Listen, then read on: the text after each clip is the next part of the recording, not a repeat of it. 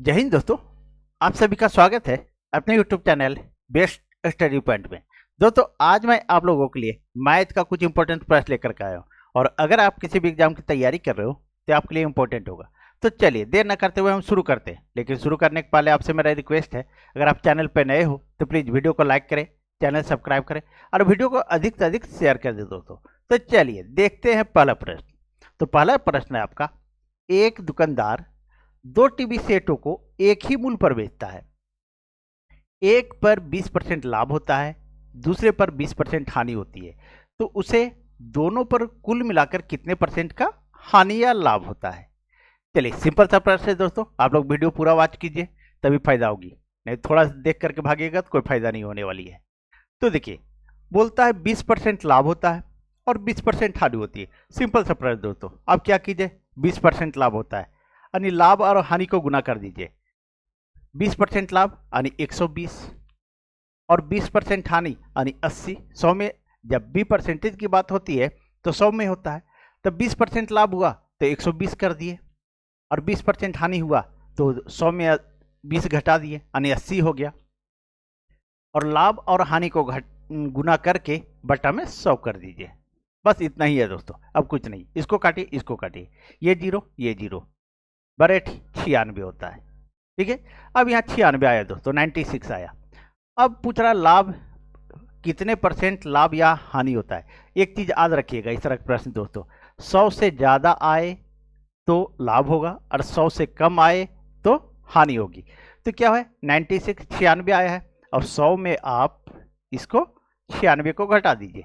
अब देखिए कितना परसेंट, तो 4% लॉस हो गया, हानि होगी दोस्तों, क्योंकि ये 100 से कम है तो 4% हानि हुई। तो सही आंसर क्या हो गया दोस्तों, सी नंबर, 4% हानि हुई। चलिए आगे बढ़ते हैं दोस्तों और अगले प्रश्न को देखते हैं। बस कुछ भी नहीं करना है दोस्तों, लाभ और हानि को दोनों को गुना कीजिए, बटा में 100 कीजिए, यानी 20% लाभ तो 120, 20% हानि तो 100 में 20 घटा दीजिए 80, यानी 120 गुने 80 बटा 100। और 100 में अगर 100 से ज़्यादा आएगा तो आपका लाभ होगा और 100 से कम आएगा तो हानि होगी। चलिए आगे बढ़ते हैं और नेक्स्ट प्रश्न को देखते हैं दोस्तों। देखिए दूसरा प्रश्न दोस्तों, दूसरा प्रश्न है आपका, एक व्यक्ति दो वस्तुओं में से प्रत्येक को 99 रुपये में बेचता है। एक पर उसे 10% का लाभ होता है तथा दूसरे पर 10% की हानि होती है। पूरे सौदे में उसे कितने परसेंट लाभ या हानि होती है। चलिए देखिए सेम प्रश्न दोस्तों, कुछ भी नहीं करना है। अब बोल रहा है कि अब इसको ध्यान नहीं देना है आपको, ठीक है। अब देखिए एक वस्तु पर उसे 10% लाभ होता है। 10% लाभ जब भी परसेंटेज की बात होती है तो 100 में होगी, तो 10% लाभ ये कितना हो जाएगा, तो 110 हो जाएगा। और बोल रहा है 10% हानि, यानी 100 में 10 घटा दीजिए यानी 90% हो गया। ठीक है, दोनों को लाभ और हानि को गुना कीजिए और बटा में 100 कर दीजिए। अब काट दीजिए दोस्तों, ये कटा ये कटा, ये जीरो। अब एक नवा 99 आ गया। अब 99 आया, अब क्या कीजिए 100 में इसको घटा दीजिए, तो कितना आ गया 99। एक आया तो 100 से तो कम है ये 99, 99 तो कम है, तो 1% का लॉस हुआ, हानि हुई दोस्तों। यही आपका आंसर हो गया। तो सही आंसर क्या है, तो बी नंबर दोस्तों, 1% की हानि होती है। चलिए सिंपल सा प्रश्न था दोस्तों। चलिए आगे बढ़ते हैं और नेक्स्ट प्रश्न को देखते हैं। देखिए तीसरा प्रश्न दोस्तों क्या कर रहा है। तीसरा प्रश्न है आपका, एक कर्मचारी के वेतन में 30% की वृद्धि की गई जिससे उसका वेतन 910 रुपया हो गया। बढ़ोतरी होने के पहले उसका वेतन क्या था। चलिए बढ़ोतरी होने के पहले तो क्या था, जब भी परसेंटेज की बात होती है दोस्तों तो 100% में सारा काम होता है। तो ध्यान दीजिएगा 30% की वृद्धि होती है तो उसका वेतन 910 रुपया हो गया। 30% वृद्धि यानी 130% बराबर 910 रुपया हो गया। अब बोला उसका पहले उसका वेतन क्या था, तो पहले तो 100% होगा, तो 100% बराबर अब 910 बटा 130 और ये 100 में गुना हो जाएगा। हम एक में नहीं निकाल रहे दोस्तों, आप लोग कंपटीशन का तैयारी कर रहे हैं, 9-10 का स्टूडेंट नहीं है, ठीक है। तो देखिए अब इसको काट दीजिए, ये जीरो ये जीरो, 13×7 = 91, ये कट गया। अब 100 को 7 से गुना कर देंगे तो उसका पहले वेतन कितना था दोस्तों, तो 700 रुपया था। तो सही आंसर क्या आया, तो सी नंबर 700 रुपया दोस्तों। सिंपल था दोस्तों। चलिए आगे बढ़ते हैं और अगले प्रश्न को देखते हैं दोस्तों अगर आप लोग को वीडियो अच्छी लग रही हो तो प्लीज़ वीडियो को लाइक करें, चैनल सब्सक्राइब कर लें। मैं इसी तरह का वीडियो हमेशा लाता हूँ दोस्तों, शॉर्ट ट्रिक में हमेशा लाता हूँ, सारा का सारा मैथ में शॉर्ट ट्रिक में ही पढ़ाता हूँ। चलिए अब देखिए, एक मिनट दोस्तों, देखिए चौथा प्रश्न दोस्तों, सानिया के वेतन में 15% की वृद्धि की गई, उसका बढ़ा हुआ वेतन 14,030 रुपया है, तो उसका मूल वेतन कितना था। सेम प्रश्न दोस्तों। चलिए अब देखिए 15%, एक मिनट दोस्तों, 15% की वृद्धि की गई वेतन में, तो 100 से, जब भी परसेंटेज की बात होती है तो 100 में, ये चीज़ आप लोग ध्यान में रखिएगा। तो 100 से बढ़ करके 115 हो गया, 115% हो गया। 115% वृद्धि की गई तो उसका वेतन जो है सो 14,030 रुपया हो गया। तो कितना हो गया, 14,030 रुपया हो गया। अब क्या बोला, तो उसका मूल वेतन कितना होगा, तो 100% होगा। तो 100% बराबर 14,030 बटा में आपका हो जाएगा 115 और ये गुना 100। अब काट दीजिए दोस्तों, तो कितना कटेगा, देखिए इसको, 5 दूनी 10 और 5 तिया 15, काटिए इसको, 5 दूनी 10, 25 8 40 और 5 6 30, तो 2806 आया। अब क्या कीजिए, अगर आप इसको काटिएगा 23 से तो ये आपका 2806 कट जाएगा 122 बार में दोस्तों, आप लोग काट के देख लीजिएगा, ठीक है। अब देखिए 122, इसको 100 से गुना करेंगे कितना आ जाएगा, 12,200, यही आपका आंसर आ गया। तो सही आंसर क्या आया दोस्तों, तो 12,200 रुपया। तो उसका मूल वेतन कितना था, तो 12,200। देखिए क्या है, डी नंबर में है दोस्तों। चलिए आगे बढ़ते हैं और पांचवें प्रश्न को देखते हैं दोस्तों। देखिए पांचवा प्रश्न क्या कह रहा है, ध्यान दीजिएगा दोस्तों।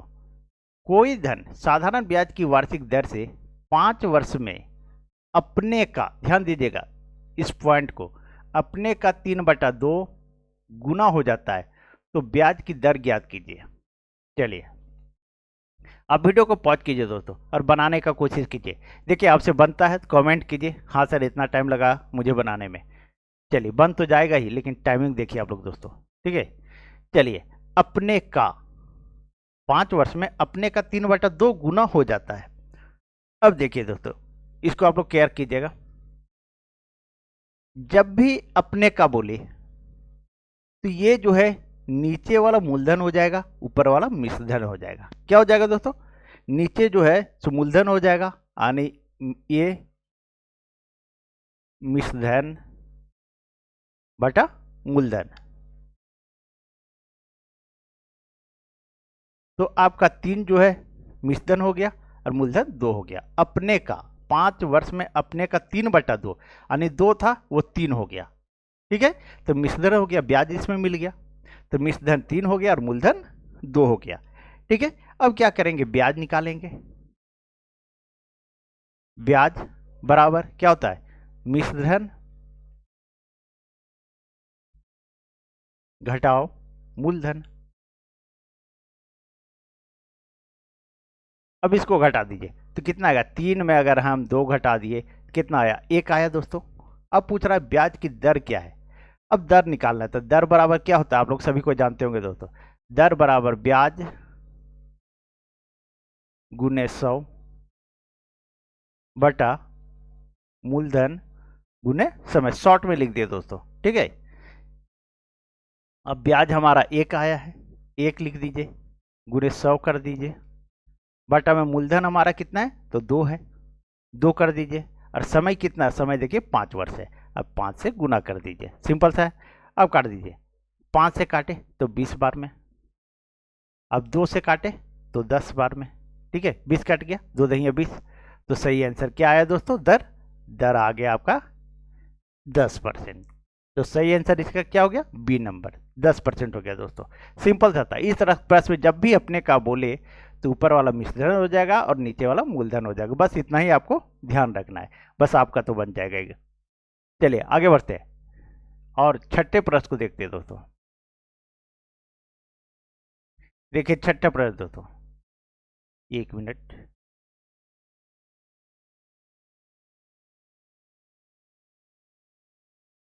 अब देखिए दोस्तों, मैं एक तरह का प्रश्न 2 बार इसलिए लाता हूं दोस्तों कि अगर आपको एक में समझ में नहीं आया, दूसरे में आपको अच्छी तरह समझ में आ जाए।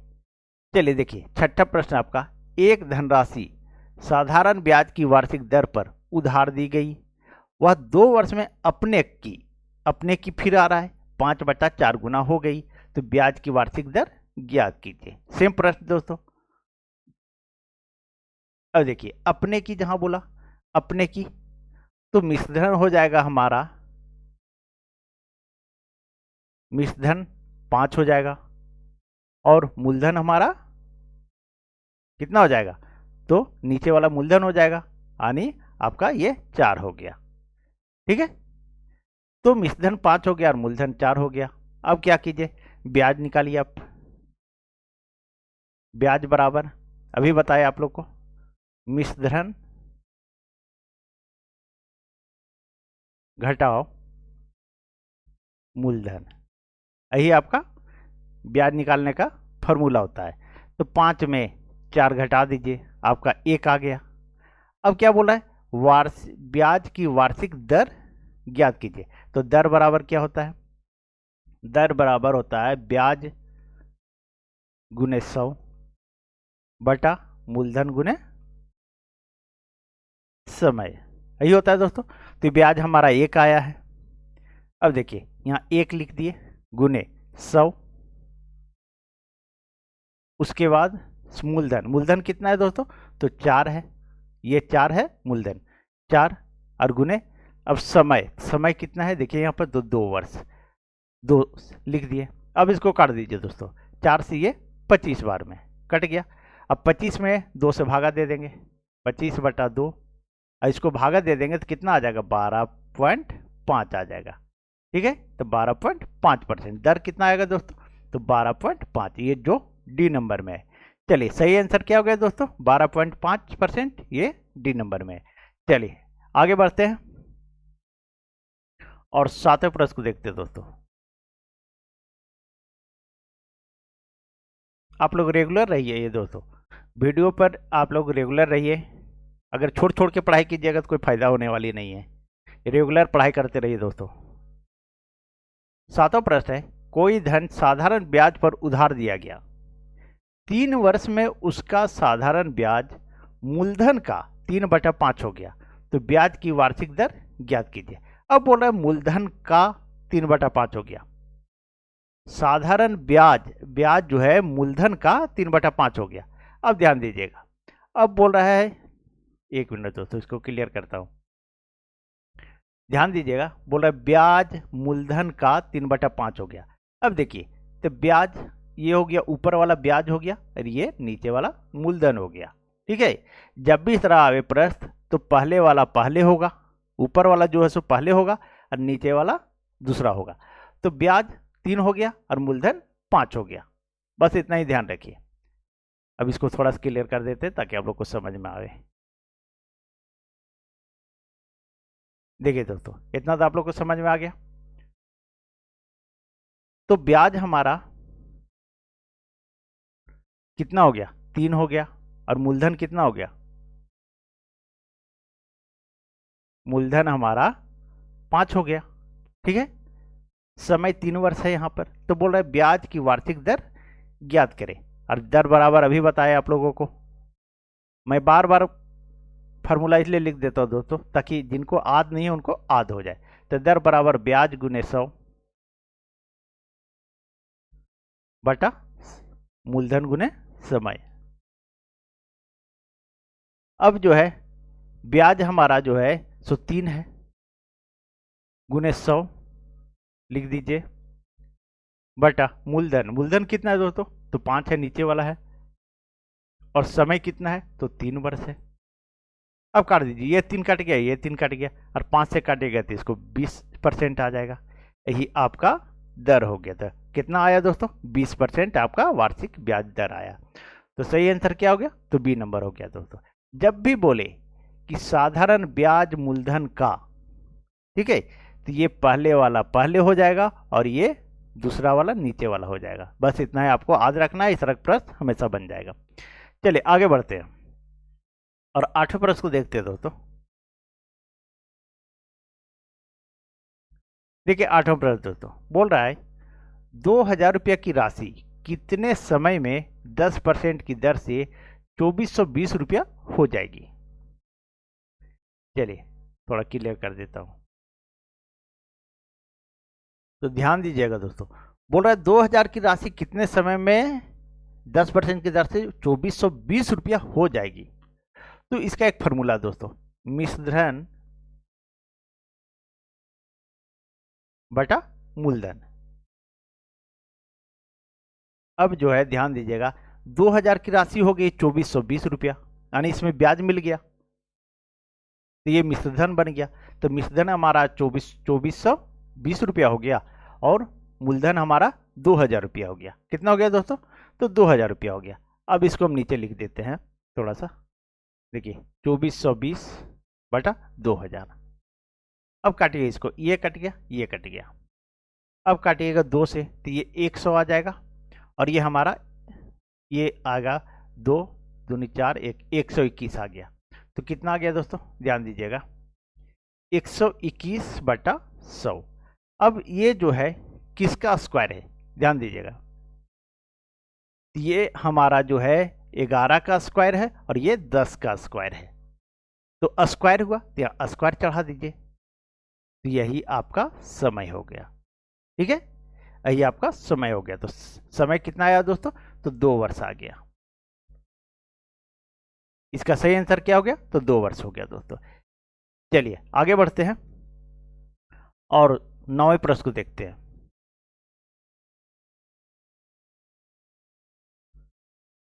एक मिनट,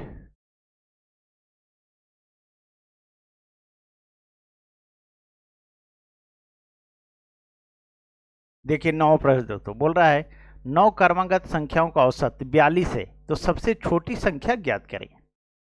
ओ सॉरी, 5 क्रमागत है, सॉरी दोस्तों, 5 क्रमागत संख्याओं का औसत 42 है, तो सबसे छोटी संख्या ज्ञात करें।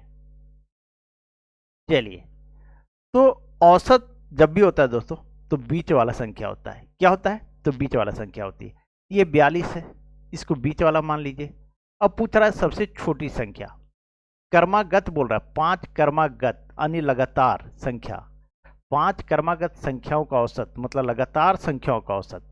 अब क्या कीजिए, 42 मान लिए और 5 है तो 2 संख्या इधर होगा और 2 संख्या इधर होगा। आप यहाँ कर अब लिख दीजिए 41 लिखिए और 40 लिखिए। तो 40 41 42, अब यह गया 43 और ये हो गया 44। भाई ये हो गया 5 क्रमागत संख्या हो गया। अब बोला सबसे छोटी संख्या, तो सबसे छोटी संख्या कौन है? तो 40 है। तो सही आंसर क्या हो गया इसका? तो 40 हो गया दोस्तों। चलिए सिंपल था दोस्तों। चलिए आगे बढ़ते हैं और 10वें प्रश्न को देखते हैं।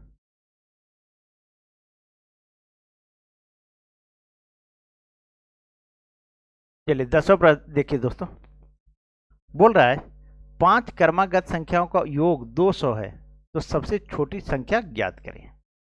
अब यहां बोल रहा है कि योग 200 है, तब क्या करेंगे? योग जब दिया हुआ रहे तो उसका औसत निकाला जाता है। क्या निकाला जाता है दोस्तों? तो औसत निकाला जाता है। तो औसत बराबर आप लोग जानते हैं सभी कोई, औसत बराबर जब भी योग दिया रहे तो पहले उसका औसत निकालिए। तो औसत बराबर कुल संख्याओं का योग,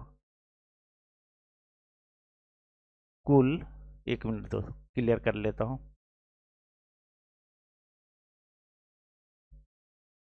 कुल संख्याओं का योग बटा कुल संख्या, कुल संख्या यही होता है इसका फॉर्मूला। तो कुल संख्याओं के योग, तो योग कितना है तो 200 है, तो 200 और कुल संख्या कितना है तो 5 है। अब इसको काट दीजिए तो कितना आ जाएगा, 5 चौके 20, 40 आ गया। कितना आया दोस्तों, अब 40। अब जो है ये तो बीच वाली संख्या आ गया, तो सबसे छोटी संख्या ज्ञात करें।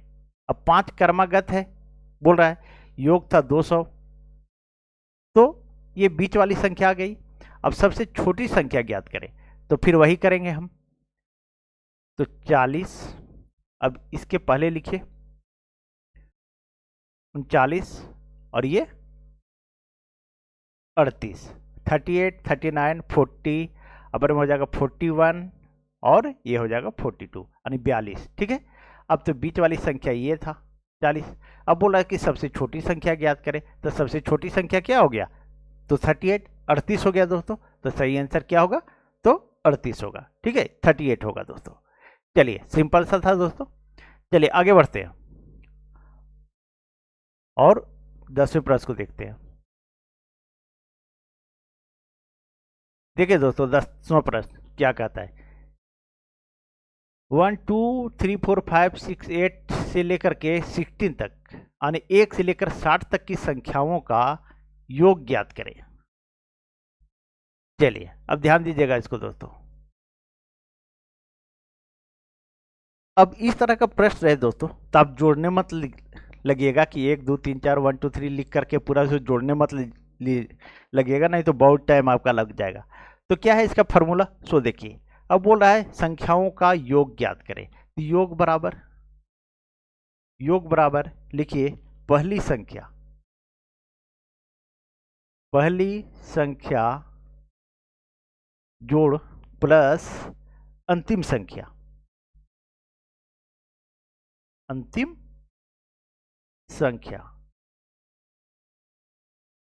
बटा 2। ये ब्रैकेट बंद कीजिए, उसके बाद यहां लिखिए कुल संख्या गुने कुल संख्या। ठीक है दोस्तों, थोड़ा सा इधर हम ज़्यादा बढ़ गए, चलिए कोई बात नहीं दोस्तों। चलिए अब ध्यान दीजिएगा। तो पहली संख्या 1 है, अंतिम संख्या 60 है, गुने 60, ब्रैकेट बंद कीजिए, बटा में 2 और गुने कर दीजिए कुल संख्या। तो कुल संख्या कितना है तो 60 है। अब देखिए ये क्या है, 60 के ओ सॉरी प्लस है दोस्तों, 1 मिनट मैं भी मिस्टेक कर जाता हूँ थोड़ा सा। ये प्लस है दोस्तों, तो ये 61 हो गया, गुने 60 हो गया, बटा 2। अब 2 से काट दीजिए तो ये 30 बार में कट गया। अब 61 को गुना कर दीजिए 30 से, तो कितना आ जाएगा 3 और 3 छक 18, तो 1830। तो सही आंसर क्या आया दोस्तों, तो 1830 आया। यही हो गया आपका 1 से 60 तक की संख्याओं का योग। क्या होगा दोस्तों, तो 1830 हो गया। चलिए आगे बढ़ते, कुछ नहीं करना दोस्तों। योग बराबर पहली संख्या प्लस अंतिम संख्या बटा 2 गुने कुल संख्याओं का योग। ठीक है, कुल संख्या दोस्तों। चलिए आगे बढ़ते हैं और 12वें प्रश्न को देखते हैं।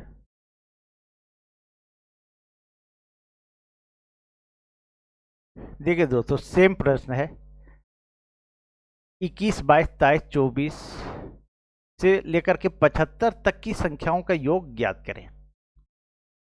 अब सेम प्रश्न दोस्तों, कुछ भी नहीं है, सिंपल सा है। इसको योग बराबर लिखिए, योग बराबर पहली संख्या प्लस अंतिम संख्या ब्रैकेट बंद कीजिए, बटा में 2 गुने कुल संख्या। ये आपका फॉर्मूला हो गया।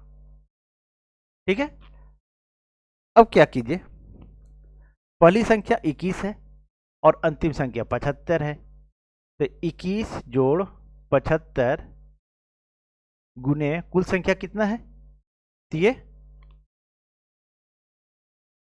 देखिए पहले इसको लिख लेते हैं नीचे, ये 2 और कुल संख्या कितनी है तो 75 में हम 21 से है तो 20 घटा देंगे हम। कितना घटा देंगे? तो 20 घटा देंगे तो कितना आ जाएगा? 55 आ जाएगा। तो यहाँ 55 से गुना कर दीजिए तो कुल संख्या कितना है दोस्तों? तो 55। अब इसको काट दीजिए, अभी नहीं कटेगा दोस्तों, इसको जोड़ दीजिए पहले। 5 1 6 7 2 9 गुने 55, ये हो गया बटा 2 हो गया। अब इसको आप काट दीजिए, 2 से कटेगा, 2 चौके 8, 2 8 16। अब हम 48 को 55 से गुना कर देंगे और 48 को 55 से गुना कर देंगे दोस्तों तो सब 2640 आ जाएगा। यही आपका आंसर हो जाएगा। आप लोग गुना करके देख लीजिएगा दोस्तों। तो सही आंसर क्या आ गया? तो 2640 आ गया। चलिए, बस इस फार्मूले को आपको याद रखना है दोस्तों, ठीक है। ये फार्मूला जो है इसको आप याद रखिए, आपका इस तरह का प्रश्न 5 सेकंड में बनेगा दोस्तों। चलिए आगे बढ़ते हैं और नेक्स्ट प्रश्न को देखते हैं।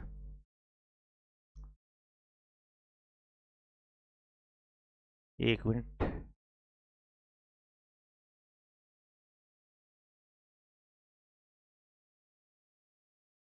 देखिए दोस्तों क्या कर रहा है। 3 क्रमागत सम संख्याओं का योग 24 है। ठीक बीच वाली सम संख्या क्या है? तो 3 क्रमागत सम संख्याओं का योग 24 है। तो ठीक अब बीच वाली संख्या पूछ दे रहा है। अब क्या करेंगे इसको? इसका एक फार्मूला है दोस्तों, सिंपल सा। इसका फार्मूला है, एक मिनट क्लियर कर लेता हूं।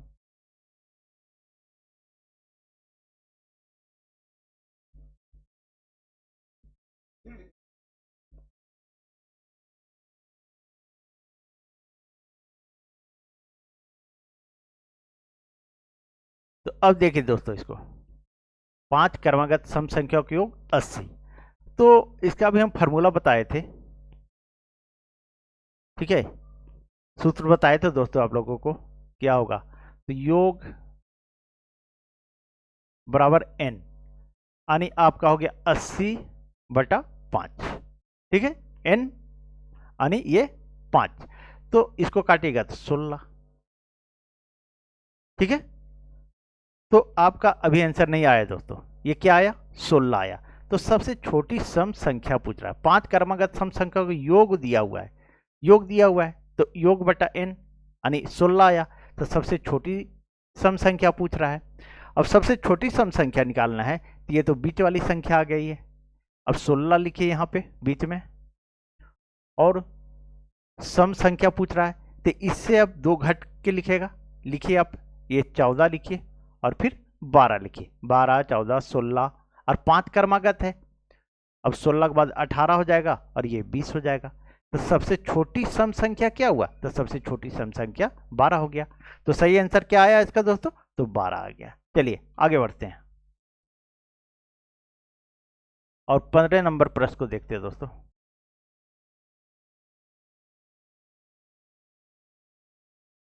एक मिनट, देखिए दोस्तों 15 नंबर प्रश्न बोल रहा है 9 और 25 का मध्यानुपाती ज्ञात करें। अब मध्यानुपाती ज्ञात करना है आपको, तो क्या कीजिएगा? इसका एक फार्मूला होता है दोस्तों, मध्यानुपाती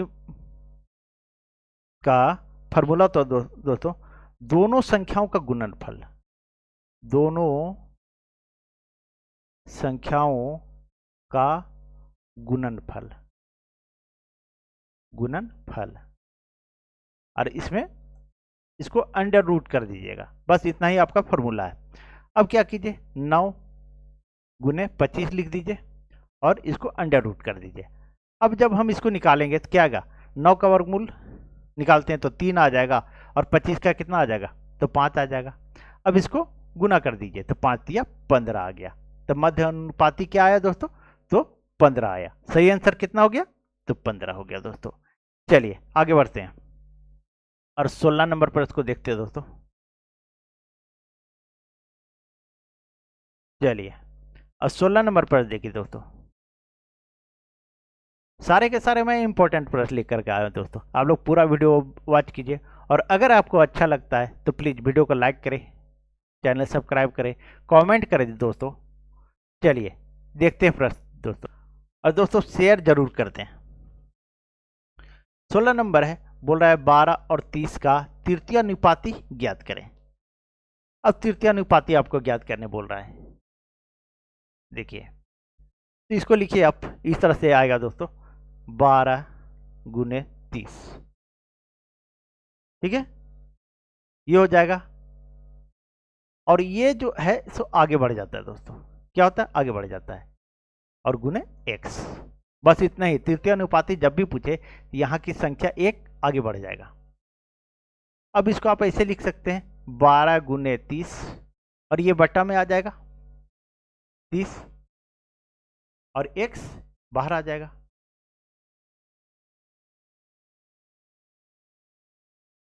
एक मिनट दोस्तों, थोड़ा सा मैं मिस्टेक किया हूं, एक मिनट। ये तृतीय अनुपाती ज्ञात करें, चलिए ठीक है। तो इसको लिखिए 12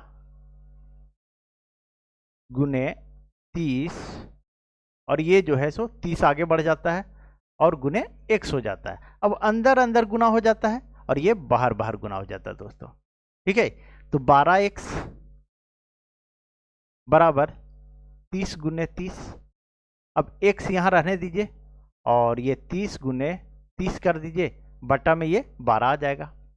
अब इसको काट दीजिए, तो कितना बार में कटेगा, 3 चौके 12, 3 दहिए 30, ये कट गया। 2 दूनी 4 और 2 पचे 10 और फिर काटिए 2 से ये 15 बार में। ठीक है, अब गुना कर दीजिए 15 को 5 से, ये 15 है और यहाँ 5 है, 15 पचे 75। यही आपका आंसर आ गया दोस्तों। बस कुछ नहीं, बाहर बाहर गुना कीजिए और ये अंदर अंदर गुना होगा। और तृतीय अनुपाती जब भी बोले तो ये संख्या आगे बढ़ जाएगा दोस्तों।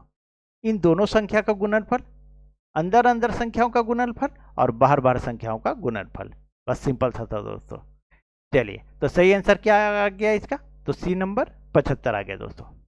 चलिए आगे बढ़ते हैं और 17 नंबर प्रश्न देखते हैं दोस्तों।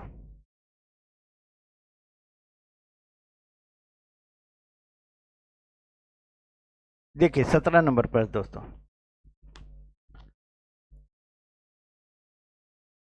बोल रहा है ए किसी काम को 10 दिन में करता है, बी उसी काम को 15 दिन में पूरा करता है। यदि दोनों बारी बारी से काम करे तो काम कितने दिनों में पूरा हो जाएगा। सिंपल सा प्रश्न दोस्तों। देखिए ध्यान दीजिएगा, ए 10 दिन में, ए 10 दिन में, बी 15 दिन में, बी यहां लिखिए और यहां 15 लिख दीजिए। अब क्या कीजिए, दोनों का एलसीएम ले लीजिए, तो कितना आ जाएगा, 30 आ जाएगा। अब 10 से भागा देंगे 30 में तो 3 बार में जाएगा और 15 से भागा देंगे 30 में तो 2 बार में जाएगा। अब हमारा कुल काम कितना है, तो 30 है। ए करता है 3 दिन में इस काम को और बी करता है 2 दिन में इस काम को। तो बोल रहा है अगर दोनों बारी बारी से करे, यानी एक दिन छोड़ छोड़ के करे, आज अगर ए करता है तो बी नहीं करेगा और कल अगर बी करता है तो ए नहीं करेगा, यानी एक दिन छोड़ छोड़ के करेगा। यानी ये 5 काम करता है, तो 5 काम करने में कितना दिन लगता है, तो 2 दिन लगता है दोस्तों। कितना दिन लगता है, ये 5 काम करने में, इस 5 काम को करने में 2 दिन लगता है। ठीक है, जो मैं बोल रहा हूं उसको सुनिएगा दोस्तों। ठीक है, ध्यान से सुनिएगा। 5 काम करने में 2 दिन लगता है, तो टोटल काम 30 है। अब 30 को 5 से भागा दे दीजिए तो कितना आ जाएगा, 6 आ गया, 6 दिन। लेकिन 5 काम करने में 2 दिन लगता है, तो 6 काम ये अब 2 से गुना कर दीजिए, 12 दिन लगेगा। कितना लगेगा दोस्तों, इस 30 काम को अगर एक दिन छोड़ छोड़ के करता है तो इन लोग को 12 दिन लगेगा। कितना दिन लगेगा, तो 12 दिन। बस कुछ नहीं करना है दोस्तों, ये कुल काम में, इस कुल काम से दोनों जो करता है उससे भागा दीजिए और 2 से गुना कर दीजिए, बस इतना ही है। बस यही आपका आंसर हो गया दोस्तों, कुछ भी नहीं करना है। 5 काम 2 दिन, बस यहाँ 6 काम आया, 2 से गुना कर दीजिए, 12 आंसर आ गया। चलिए आगे बढ़ते हैं और 18 नंबर प्रश्न देखते हैं दोस्तों।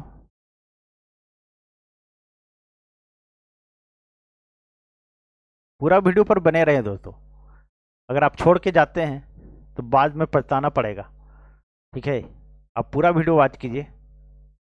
मैं सारे के सारे इंपॉर्टेंट प्रश्न लेकर के आया दोस्तों। चलिए 18 नंबर देखिए। राम किसी काम को 8 दिन में करता है, श्याम उसी काम को 24 दिन में पूरा करता है। यदि दोनों बारी बारी से काम करें तो काम कितने दिनों में पूरा हो जाएगा। देखिए 2 प्रश्न मैं लाया दोस्तों, ताकि एक में अगर आपको अच्छी तरह समझ में नहीं आए, दूसरा में ऑटोमेटिक आपको समझ में आ जाए। ठीक है, तो राम 8 दिन में करता है, यहाँ लिखिए राम 8 दिन में करता है, श्याम 24 दिन में करता है, श्याम 24 दिन में करता है। अब दोनों का एलसीएम ले लीजिए, तो कितना आ जाएगा, 24 आ जाएगा। अब क्या कीजिए, भागा दे दीजिए। 8 से भागा देंगे तो 8 या 24, और 24 से 24 में भागा दिए एक बार में। अब कुल काम है 24। राम करता है 3 दिन लगता है इस काम को करने में, श्याम को 1 दिन लगता है। अब दोनों को जोड़ दीजिए, ये 4 काम करने में 2 दिन लगते हैं। यहां तक तो आप लोग को क्लियर हो गया, कितना दिन लगता है, 4 काम करने में 2 दिन लगता है दोस्तों। अब ये 24 काम है, तो 24 में इस दोनों जो दोनों काम किया है उससे भागा दीजिए, तो 4 छके 24 आ गया। कितना आया, तो 6। और ये 2 दिन लगता है, तो इस 2 से गुना कर दीजिए, तो कितना आ गया दोस्तों, तो 12 दिन। अगर बारी बारी से करता है, एक दिन छोड़ छोड़ के, देखिए बारी बारी, ठीक है, से काम करे तो कितने दिनों में पूरा हो जाएगा, तो ये 12 दिन में होगा। कितना दिन में होगा दोस्तों, तो 12 दिन में हो जाएगा दोस्तों। चलिए, मुझे उम्मीद है कि मैंने जो समझाया आप लोग को समझ में आ गया होगा। चलिए नेक्स्ट प्रश्न की ओर चलते हैं। नहीं भी समझ में आ रहा है दोस्तों, तो आप टेलीग्राम ज्वाइन करें और टेलीग्राम पे क्वेश्चन आप लोग डाल दें। देखिए 19वें प्रश्न, ध्यान दीजिए दोस्तों, 1 मिनट। बोल रहा है, एक किले में 150 सैनिकों के लिए 50 दिन का भोजन का प्रावधान था। 20 दिन बाद 50 सैनिक किले छोड़कर चले गए, बाकी भोजन कितने दिन चलेगा। ध्यान से सुनिएगा दोस्तों, तभी समझ में आएगा, नहीं तो कुछ भी समझ में नहीं आएगा। चलिए देखिए इसको, एक किले में 150 सैनिक के लिए 50 दिन का भोजन था। 150 सैनिक के लिए 50 दिन, कितना, तो 50 दिन का भोजन था। ठीक है, इतना समझ में आ गया। अब बोल रहा है भोजन का प्रावधान था, 20 दिन बाद 50 सैनिक किले छोड़ करके चले गए। तो 20 दिन के बाद गया उन लोग, तो 20 दिन कुछ तो भोजन करके गया होगा। आप यहाँ 20 घटा दीजिए इसमें, ये 50 दिन जो है उसमें 20 दिन ये घटा दीजिए। ठीक है, क्योंकि उन लोग जब 20 दिन रहा है, 20 दिन के बाद गया है, तो 20 दिन तो खाना खाया होगा। ठीक है, 20 दिन, तब 20 दिन हम 50 दिन में घटा देंगे, 20 दिन का खाना तो खा के चला गया वो सब। उसके बाद बोल रहा है 150 सैनिक था, तो गया कितना, 50 सैनिक चला गया। कितना चला गया दोस्तों, तो 50 सैनिक चला गया। तो 150 में 50 सैनिक यहां घटा दीजिए आप। अब बोल रहा है कि बाकी भोजन कितने दिन चलेंगे, तो कितने दिन चलेंगे, 1 दिन चलेंगे। तो अब 150 गुने 30, चलिए इसको हम बट्टा में ले आते हैं दोस्तों। ठीक है, 150 में 50 घटाएंगे तो हमारा 100 आ जाएगा, और ये गुना x आ जाएगा। अब इसको काट दीजिए आप, ये 2 बार में, ये 3 बार में। अब काटिए, ये काटिएगा तो ये 15 बार में। अब गुना कर दीजिए, तो x बराबर कितना आया, तो 45 आया दोस्तों। तो ये भोजन कितना दिन चलेगा, तो 45 दिन चलेगा दोस्तों। यही आपका आंसर हो गया। चलिए 1 मिनट इसको क्लियर करते हैं। तो सही आंसर क्या आया दोस्तों, तो 45 दिन। चलिए आगे बढ़ते हैं और अगले प्रश्न को देखते हैं दोस्तों।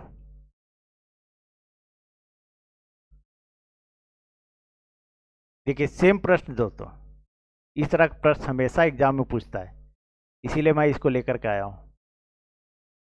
देखिए दोस्तों ध्यान दीजिएगा, एक सैनिक शिविर में 95 सैनिकों के लिए 200 दिन का खाद्य सामग्री थी। 5 दिन बाद 30 सैनिक दूसरे कैंप में चले गए। अब खाद्य सामग्री कितने दिनों में के लिए पर्याप्त है। वीडियो को पॉज कीजिए, बनाने का कोशिश कीजिए दोस्तों, देखिए आपसे बनता है या नहीं। ध्यान दीजिएगा, सैनिक शिविर में 95 सैनिक थे, या 95 लिख दीजिए, और 200 दिन का खाना था। कितना था? तो 200 दिन का खाना था। अब हम बटन करके लिख देते हैं। वहाँ आपको समझ में आया या नहीं पता नहीं, लेकिन आप लोग कमेंट कीजिएगा समझ में आया कि नहीं। 200 दिन का खाना था। 5 दिन बाद 30 सैनिक दूसरे कैंप में चले गए। तो 5 दिन बाद, यहाँ 5 दिन तो कुछ खाना खाया होगा, ठीक है, इतना समझ में आ गया। और गए कितना? 30 सैनिक। तो पहले 95 सैनिक था, इस 95 में आप 30 सैनिक को घटा दीजिए। अब बोला है कि चले गए, अब खाद्य सामग्री कितने दिन के लिए चलेगा? तो कितना दिन चलेगा? तो 1 दिन मान लीजिए। अब इसको लिखिए दोस्तों, 95 गुने 200 में 5 घटा दिए तो 195 इतना आया, बटा 95 में 30 घटा दिए तो कितना आ गया हमारा? 65 आ गया, ठीक है। गुने x कर दीजिए। अब काटिए इसको, 13 पचे 65, ठीक है, 13 पचे 65, 13 एकम 13, और कितना बचा दोस्तों? 6। तो 13 पचे 65, ये भी कट गया। अब फिर काटिए, 5 तिया 15। अब क्या बचा दोस्तों? तो 95 गुने 3, तो x बराबर हमारा कितना आ जाएगा? यहाँ गुना कर लेते हैं, 95 गुने 3, तो 3 पचे 15, 3 9 27, 1 28, तो 285। कितना आया दोस्तों? तो 285 दिन। तो x बराबर कितना आया? तो 285 दिन दोस्तों। यही आपका 1 मिनट, यहाँ लिखने की जरूरत नहीं है। तो 285 दिन। तो ये भोजन कितना दिन चलेगा दोस्तों? तो 285 दिन चलेगा। कुछ भी नहीं करना, ये 95 सैनिक और 200 दिन ये ऊपर में पहले लिखिएगा, ठीक है। और दिन में 200 दिन है तो ये 5 दिन ऊपर वाले में घटा दीजिए। और जब भी होगा ये 95 सैनिक फिर नीचे लिखिए, और ये 30 सैनिक जो चला गया चाहे आया उसको नीचे जोड़ दीजिएगा। अगर आएगा तो जोड़ दीजिएगा, और जा रहा है तो घटा दीजिएगा, ये नीचे लिख करके, ठीक है। और कितने दिन? तो 100 मान लीजिएगा। आपका सारा का सारा चुटकियों में बन जाएगा आंसर दोस्तों, आ जाएगा। चलिए दोस्तों, अगर आप लोग को वीडियो अच्छी लगी हो तो प्लीज़ वीडियो को लाइक करें, चैनल सब्सक्राइब करें, और वीडियो को अधिक अधिक शेयर कर दें दोस्तों, और कमेंट करें कि आपसे बन रहा है या नहीं बन रहा है। अगर नहीं बन रहा है तो आप टेलीग्राम पे आप क्वेश्चन डालें। मेरा टेलीग्राम चैनल है, लिंक डाला हुआ है डिस्क्रिप्शन में, आप वहाँ से ज्वाइन कर लें और क्वेश्चन डाल दें वहाँ पे। Thank you.